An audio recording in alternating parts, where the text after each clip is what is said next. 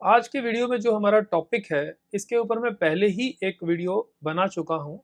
Like seniors क्यों चिल्लाते हैं, सीनियर्स क्यों पैनिक करते हैं, बट वो काफ़ी साल हो चुके थे। वीडियो स्टार्ट करने से पहले मैं ये बता दूं कि with all due respect to all my seniors, juniors, ये किसी पर्टिकुलर इंडिविजुअल के लिए नहीं है।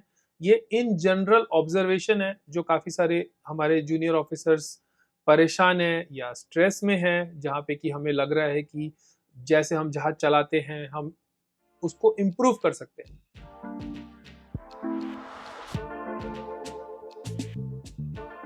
और एक चीज मान के चलो, जब आप इंडियन हो, किसी फॉरेन फ्लैग शिप में काम कर रहे हो, तो आप एक तरीके से इंडिया के एम्बेसडर हो। तो आप जिस तरीके से बिहेव करते हो, जिस तरीके से काम करते हो, उससे पूरे इंडिया को फर्क पड़ता है।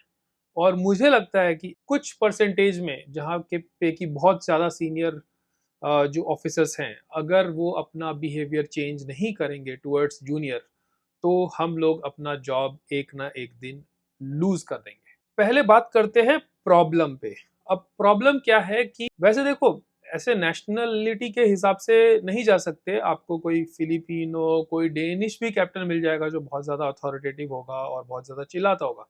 बट ये इन जनरल नोटिस किया गया है कि Indian officers are very authoritative. और ऐसा क्यों है? मे बी बिकॉज अंग्रेजों ने हम पे राज किया इतने साल, और मे बी हमारा इतना ओपन कल्चर नहीं है। हमारे में क्या है ना, सीनियर जूनियर, स्टार्टिंग से हमारी जब अपब्रिंगिंग होती है, हम बड़ों के सामने फ्रीली नहीं बोल पाते, तो हमारा ऐसा कल्चर होता है। मे बी ये सब चीजें हैं जो एक रीजन बनती है कि हम लोग ऐसा क्यों बिहेव करते हैं अपने जूनियर्स के साथ। पर्सनल लाइफ, अगर आप पर्सनल लाइफ में खुश नहीं हो, अगर आप बहुत ज़्यादा सेलिंग कर रहे हो, आपके पास बहुत ज़्यादा लोन है, और आपने गलत सलत इन्वेस्टमेंट किए हुए हैं, आपके फाइनेंशियल लॉसेस हैं जिसकी वजह से आप स्ट्रेस में रहते हो या आप दुखी रहते हो, या बेसिकली आप खुश नहीं हो अपनी लाइफ से, तो वो चीज़ आपकी जो पर्सनल लाइफ में चल रही है, वो कहीं ना कहीं आपके प्रोफेशनल लाइफ में जहाज पे भी दिखती है। और वो स्ट्रेस कहीं ना कहीं जूनियर ऑफिसर्स पे वेंट आउट होता है। सेकेंड प्रॉब्लम,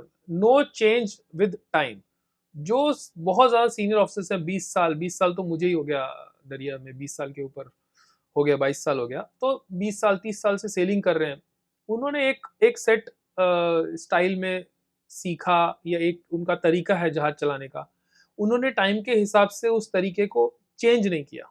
हमें हर 5 साल 6 साल में चेंज करना है, बिकॉज टाइम चेंज हो रही है, शिप में जो रिक्वायरमेंट्स हैं वो चेंज हो रही हैं, जिस कंडीशंस में जो जूनियर्स की अपब्रिंगिंग हो रही है, जिस माइंडसेट से वो मर्चेंट नेवी में आ रहे हैं, वो सारी चीज़ें चेंज हो रही हैं।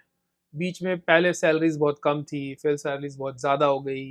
पहले प्रमोशंस बहुत फास्ट होते थे, अब प्रमोशन बहुत स्लो हो रहे हैं। तो काफ़ी सारी चीज़ें चेंज हो रही हैं। ये सारी चीज़ें, अगर आप जब थर्ड ऑफिसर थे, जैसे कि मैं थर्ड ऑफिसर था, तो जो मेरा माइंडसेट था, वो मेरे आज जो मेरे जहाज़ों पे थर्ड ऑफिसर्स हैं, उनका माइंडसेट सेम नहीं हो सकता, बिकॉज कंडीशन सेम नहीं है। तो ये चीज़ें हमें अंडरस्टैंड करने की ज़रूरत है। अब हम जिस मोटिवेशन से कभी काम करते थे, वो सेम मोटिवेशन से आज काम नहीं चलेगा, क्योंकि चैलेंजेस चेंज हो गए। फिजिकल चैलेंजेस कम हो गए, तो मेंटल चैलेंजेस, पेपर वर्क, ये सब चीज़ें, इंस्पेक्शंस, वेटिंग, ये सब ज़्यादा हो गई हैं। तो जैसे वो चीज़ें हम अभी आज के जूनियर ऑफिसर से नहीं एक्सपेक्ट कर सकते। अभी मान लीजिए कि आपका कैडेट है, और आपने उसको कैडेटशिप में थर्ड ऑफिसर का काम नहीं सिखाया, उसको ब्रिज में आपने नहीं रखा, और जब वो थर्ड ऑफिसर बन के आता है, जब सिंगापुर स्ट्रेट में आपका वो थर्ड ऑफिसर होता है और आप नेविगेशन कर रहे हैं, तब आप उसको बोलते हो कि आपको कुछ नहीं आता, आप कैसे थर्ड ऑफिसर बन गए, तो वो गलत है, क्योंकि आप ही ने तो सिखाया है। तो कैडेटशिप के टाइम पे जो पहले क्या था कि 36 मंथ्स 40 मंथ्स सी टाइम होता था। तो अगर आपने स्टार्टिंग के एक दो कॉन्ट्रैक्ट कैडेट को डेक में भी रगड़ दिया, मतलब कि डेक वर्क या चिपिंग, पेंटिंग, मेंटेनेंस, ये सब कामों में अगर उसको लगा दिया है, सीमेंटशिप, तो चलता था। लेकिन अब क्या है कि टाइम के साथ सी टाइम कम हो गया है। अब जब कैडेट ज्वाइन करता है, तो स्टार्टिंग से ही उसे डेक वर्क, मेंटेनेंस के साथ साथ वॉच कीपिंग, पेपर वर्क, सब कुछ थ्रू आउट उसके ट्रेनिंग चलना चाहिए। कहीं ना कहीं अगर जूनियर ऑफिसर खराब है, या आप बोलते हो कि वो खराब है, तो आप ही रिस्पॉन्सिबल हो उसके लिए। मैं तो एज अ सीनियर ऑफिसर मानता हूँ कि हमें कोई राइट ही नहीं है कंप्लेन करने का। अगर देर प्रॉब्लम है, तो हमारे पास उसका सॉल्यूशन होना चाहिए, हमें उसको सॉल्व करना चाहिए। और यहाँ पे मैं आपको रिमाइंड कर दूं, अगर आप अपने जूनियर्स की ट्रेनिंग कर रहे हो, तो आप उन पे कोई एहसान नहीं कर रहे हो। आपकी सैलरी का एक पार्ट ट्रेनिंग के लिए भी आपको मिलता है। अगर आप एसएमएस में जॉब डिस्क्रिप्शन देखेंगे तो ट्रेनिंग भी आपका एक बहुत ही इम्पोर्टेंट काम है, जिसको कि सभी ऑफिसर्स को बहुत सीरियसली लेना चाहिए। जब तक चीजें सही चल रही हैं, सही चल रही है, जैसे ही कोई प्रॉब्लम होता है तब पता चलता है कि वो सीनियर ऑफिसर अपने काम में कितना कॉन्फिडेंट है और वो कितनी कैपेबल है वो ऐसी सिचुएशन को हैंडल करने के लिए। जब तक आपका जूनियर ऑफिसर एग्जैक्टली वैसे काम कर रहा है जैसे आप एक्सपेक्ट कर रहे हैं, फाइन। जैसे ही उसने कोई मिस्टेक कर दी, अगर हम उसके ऊपर चिल्लाने लगे, उसको गाली देने लगे, तो वो स्ट्रेस में आके और भी कोई बड़ा मिस्टेक कर सकता है। और मेरा तो ये मानना है कि कभी भी किसी जूनियर ऑफिसर को चिल्लाने की कोई जरूरत नहीं पड़ती। हैविंग सेड दैट, मैं भी इंसान हूँ, गुस्सा कभी कभी आ जाता है, लेकिन इन जनरल मेक श्योर कि आप किसी जूनियर के सामने, स्पेशली ब्रिज में अगर आप चिल्लाएंगे अपने जूनियर पे, तो वहां पे ड्यूटी ये भी होता है, वहां पे कैडेट होता है, तो किसी तीसरे के सामने अगर आप अपने थर्ड ऑफिसर सेकंड ऑफिसर के ऊपर ऐसा बिहेव करेंगे, तो इससे उसके माइंडसेट में बहुत ही गहरा इफेक्ट होता है। तो ये चीज हमें अवॉइड करनी होती है। एज अ सीनियर हमारा काम है कि अगर कोई चीज गलत हुई है, हमें गुस्सा आ रहा है, तो हमें उसको कंट्रोल करना है।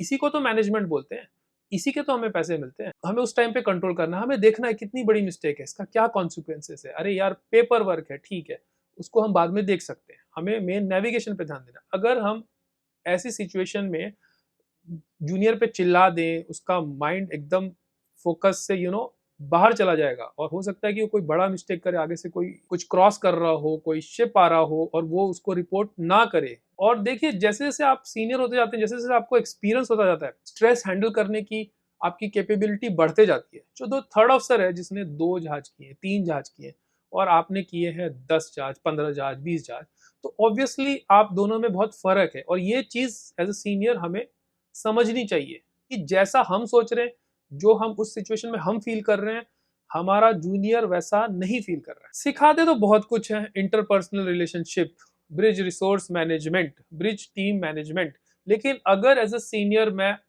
अप्रोचेबल नहीं हूँ, मैं अपने जूनियर, अपनी टीम को अपने कॉन्फिडेंस में नहीं ले रहा हूँ कि मैं क्या सोच रहा हूँ, मैं कैसे एंकर के लिए अप्रोच कर रहा हूँ, मेरे दिमाग में क्या चल रहा है, मैं इस सिचुएशन में, एक क्लोज क्वार्टर सिचुएशन डेवलप हो रही है तो मैं क्या रूल लगाने की सोच रहा हूँ, या मैं इसको, इस सिचुएशन से मैं कैसे निकल, अगर मैं ये सब अपने आप ही करता रहूँ और मैं सिर्फ बोलता रहूँ, हेल्म ऑर्डर्स बोलता रहूँ, इंजन मूवमेंट्स बोलता रहूँ, कुछ एक्सप्लेन ही ना करूँ, तो ये एक बहुत अच्छी ब्रिज टीम का एग्जाम्पल नहीं है। ब्रिज टीम, ब्रिज रिसोर्स, मैं अपने रिसोर्सेस का पूरा यूज नहीं कर रहा हूँ, मैं अपनी टीम का पूरा यूज नहीं कर रहा हूँ। और देखिए 99% टाइम में कुछ नहीं होता है। अगर मैं ऐसे भी जहाज चलाऊं जहाँ की मैं किसी को कुछ नहीं बता रहा हूँ, मैं ही बॉस हूँ, सब कुछ मुझे ही पता है, तुम सब मतलब बेकार हो, 99% सिचुएशन में मेरा काम ऐसे भी चल जाएगा। लेकिन जो वो 1% 2% सिचुएशन है जहाँ पे कि सही में एक क्लोज क्वार्टर सिचुएशन आ जाएगी, जहाँ पे कि मुझे मेरे बैकअप की जरूरत पड़ेगी, तो उस दिन के लिए हम प्रिपेयर कर रहे हैं। और उस दिन को ध्यान में रखिए, तो सारे ऑफिसर्स इंपॉर्टेंट है।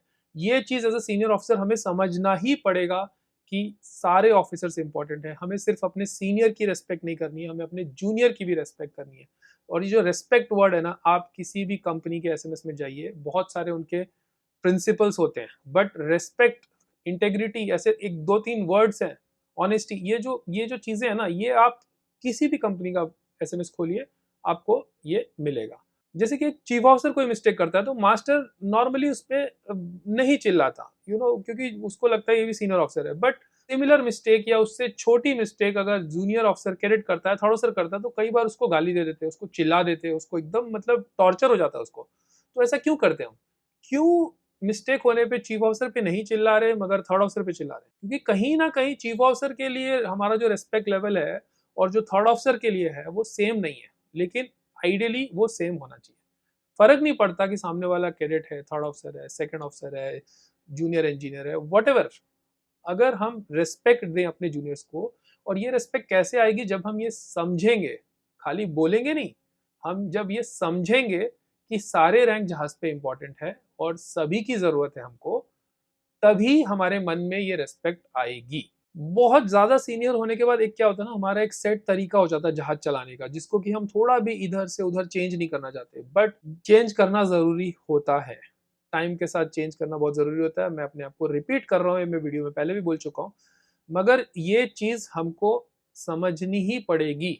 नहीं तो वो दिन दूर नहीं है जहाँ पे कि इंडियंस बहुत ज़्यादा अथॉरिटेटिव माने जाएँगे, बहुत ज़्यादा टॉर्चर करने वाले माने जाएँगे। जैसे अंग्रेजों ने हम पे राज किया है, अब हम वैसे सोचें, नहीं, नहीं होगा। ये मल्टीनेशनल में मैं देखता हूँ कि मैंने बहुत सारे क्रू के साथ काम किया है, different different nationality, all Indian setup, Filipino Indian setup, Danish Indian Filipino setup, Italian, you name it. तो मैंने देखा है कि जो डिफरेंट नेशनैलिटी का होता है ना, अगर ऑन बोर्ड सब लोग, तो ये इतना नहीं होता। तो सब लोग एसएमएस के हिसाब से अपना काम करते हैं, एक दूसरे को हेल्प करते हैं, एक दूसरे की रिस्पेक्ट करते हैं। ये सारी चीज़ें प्रॉब्लम तब होती है जब एक नेशनैलिटी के क्रू जहाज़ पे आ जाते हैं, जहाँ पे कि सीनियर ऑफिसर कुछ भी नहीं करना चाहते अपने हाथ से। सारी चीज़ें वो जूनियर पे डाल देते हैं। वो थोड़ा भी गलत करेगा तो उस पे चिल्ला देते हैं। यार, जहाज को हम जितना सिंपल तरीके से अपने सारे टास्क सिंपल बना दें, उतना अच्छा होगा सबके लिए, उतना जहाज सेफ चलेगा। आई होप आप लोग को समझ में आ गया होगा कि मैं क्या बोलना चाह रहा हूँ। और अगर हम चेंज नहीं हुए तो हम इस इंडस्ट्री में सरवाइव नहीं करेंगे, क्योंकि डे बाय डे लोगों की लाइफ में स्ट्रेस बढ़ते जा रहा है, सुसाइडल टेंडेंसी, डिप्रेशन, ये सब चीज़ें बढ़ते जा रही हैं। तो अगर हम जहाज पे भी अपने सारे क्रू को फैमिली नहीं मानेंगे, हम उनको अपना जूनियर को अपना बच्चा नहीं समझेंगे और उनको समझाएंगे, सिखाएंगे, प्यार से काम करना बहुत ज़रूरी है। हर छोटी चीज़ के लिए चिल्लाना ये एकदम गलत बात है।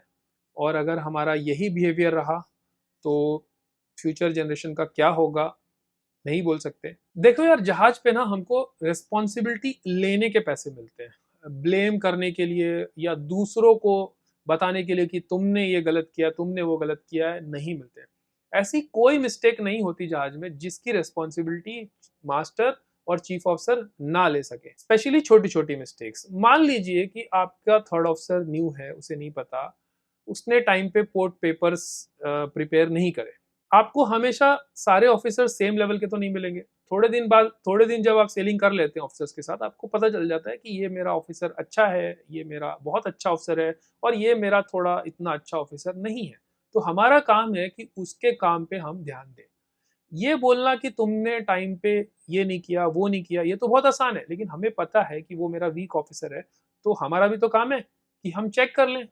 जैसे मान लीजिए कि पोर्ट में कुछ चीज़ें रेडी करनी है और हमारा जूनियर ऑफिसर इतना नया है या वो इतना काम में सही नहीं है, आपको पता है वो भूल सकता है, तो मेरा भी काम है कि अराइवल के पहले मैं उसको पूछ लूँ कि भाई तूने ये रेडी किया, वो रेडी किया, ये रेडी। लास्ट मिनट पे जब पोर्ट में हमें ज़रूरत पड़ी और हमें मिलता है कि अरे ये नहीं किया, तो हम उस पर अगर चिल्ला दें, गाली दे दें, तो वो सिचुएशन तो कोई बेटर हो नहीं रही। उल्टा हम उस पर चेक रखेंगे, उसको 2-3 बार रिमाइंड करेंगे, तो बहुत हाई चांस है कि वो सीख जाए। और जब वो देखेगा कि ये मेरे को हेल्प कर रहे हैं, तो वो खुद भी सोचेगा कि मैं कोई ट्रबल ना दूं, अपने अपने सीनियर को कुछ परेशानी ना होने दूं। तो ये सब मैनेजमेंट के तरीके हैं जो कि हमें काफ़ी सारे कोर्सेज में सिखाए जाते हैं।